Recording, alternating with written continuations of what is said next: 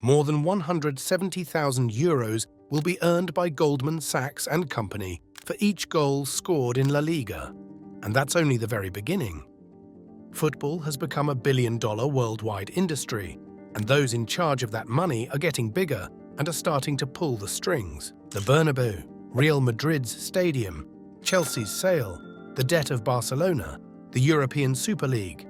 Banks like JP Morgan and Goldman Sachs are not far away when money moves in football. And money buys power. The major US banks consider European football to be an unexplored market. Everybody is after a piece. This impact only increases as clubs borrow more money and make infrastructural investments. With the Super League, they have already attempted to alter the composition of European football. That didn't work. So these banks turned to directly investing in leagues and teams. Welcome to Touchline Insights, how European football is run by American wealth. In football, money hasn't always had such a significant impact. The inaugural Ballon d'Or winner was paid a mere £15 a week. A lot of elite athletes even took up second jobs. Stuart Pearce kept up his employment as an electrician after joining Nottingham Forest in 1985. He even placed an ad for his services in the programme for Matchday. Football teams in the past haven't had a lot of financial resources. The early 1990s saw a complete transformation. The Premier League was founded by a split faction of England's best teams. As a result, the clubs now have more control over TV rights. Together, they reached an exclusive agreement with Sky for an annual sum of $60 million, which represents a nearly 50% increase over the previous contract. The financial landscape of football changed instantly and dramatically. 3 revenue streams are available to clubs: broadcasting, ticket sales, and commercial agreements. Traditionally, clubs generated the majority of their revenue through ticket sales. However, stadium capacity restricted any expansion. Official partners and jersey sponsorship are examples of commercial agreements. These have increased as football has expanded to new markets. In the past, broadcasting deals were the smallest. However, as technology advanced, more people began to watch football on TV. It soon began to spread over the world. Nearly 5 billion people are allegedly viewers of the Premier League. This shift has also been reflected in the value of TV rights, not only in England, but throughout Europe. For many clubs, broadcast revenue has surpassed all other sources of income. In fewer than 20 years, the top 5 leagues in Europe have seen a more than 1,000% increase in their combined yearly revenue. Playing at the highest level, nevertheless, is not cheap. The typical player in the top division in England made about £25,000 a year in 1984. The average now is £3 million. In Europe, player salaries now account for over half of a club's revenue. Purchasing players on the transfer market now comes at a higher price. Clubs have tripled their annual transfer expenditure in less than a decade. According to studies, a team gains more points in the league the more money it spends. Football's new reality is that success now equates with money. Therefore, your chances of success increase with your financial availability. And from where do these clubs receive their money? A public fund, a wealthy oligarch, or, you guessed it, a bank. JP Morgan and Goldman Sachs jointly own assets valued at about $5 trillion. Long-range missiles and tennis balls are among the investments. Football has become the focus of attention in recent years. JP Morgan provided the funding for Real Madrid's brand new, multi-billion-dollar stadium. The new stadium for Barcelona, Morgan Stanley and JP Morgan, Jim Ratcliffe purchasing Manchester United, Todd Boehly purchasing Chelsea, you guessed it. La Liga reached an agreement with JP Morgan and CVC Capital Partners in 2021. La Liga took home €2 billion. The agreement states that the banks will receive 8% of all future TV earnings for the next 50 years. Similar terms apply to CVC and League One. Supporters protested against a prior attempt to reach an agreement with the Bundesliga. These agreements allow clubs early access to funds, which makes them ideal for success investments. Fans, however, are not content. There is concern that the influence of the clubs and their members will be weakened by private equity holding a portion of the league's commercial rights. Billions of euros are now invested in European football by these banks. But what do they receive in exchange? Why the banks love football?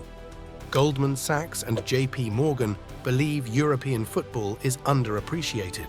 The reasoning is straightforward. Despite having the largest sports fan following in Europe, the top 5 leagues earn less money than the NFL. The two areas where European leagues can improve are sales of tickets and television deals. Premier League games draw an average of 40,000 fans compared to 70,000 for NFL games. It's not that the NFL is more loved by its fans. Simply put, European football stadiums are smaller. The answer: improve the stadiums you build. That implies more than just bigger.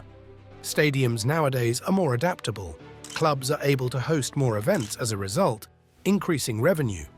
For example, Tottenham Hotspur's new stadium now hosts NFL games every season. In 2024, the Super Bowl was viewed by about 200 million people. Every year, 3 times as many people watch El Clasico. Which one do you think earns more money from television? In European football, television rights are deemed to be undervalued. Internationally, they are still expanding, even though they have begun to stall domestically. This is the reason banks invest in new stadiums and why JP Morgan requested a portion of future TV money from La Liga. Everything seems great, but there are conditions associated with this money. In European football, a lot of power is currently held by JP Morgan and Goldman Sachs. One of these two is often in charge of the procedure whenever a club is listed for sale. They choose who to talk to, who to invite, and when, according to this, even though they pledge to be unbiased, they have some say in the outcome. It's possible for this influence to be indirect. Most would-be owners approach these banks for financing. Who ultimately owns the club may depend on whether said loan is approved or denied. Gaining control over a football team confers more authority. League rules can be changed by club owners voting on them. They have the authority to accept contracts for broadcasting or sponsorship, or perhaps an agreement whereby the league sells JP Morgan the right to broadcast in the future. The nature of football in Europe has changed due to this new interaction. These banks are now the source of debt for clubs and leagues. The need to maximize revenue is increased by repayments. Before taking into account the desires of the players or spectators, decision-makers may act in the bank's best interests. Clubs are looking to American sports business principles to catch up with the NFL and NBA, with these US banks serving as advisors. This alters the way teams hunt for sponsors, select the players they purchase, and even negotiate player contracts. Chelsea has recently been signing young players to abnormally long contracts.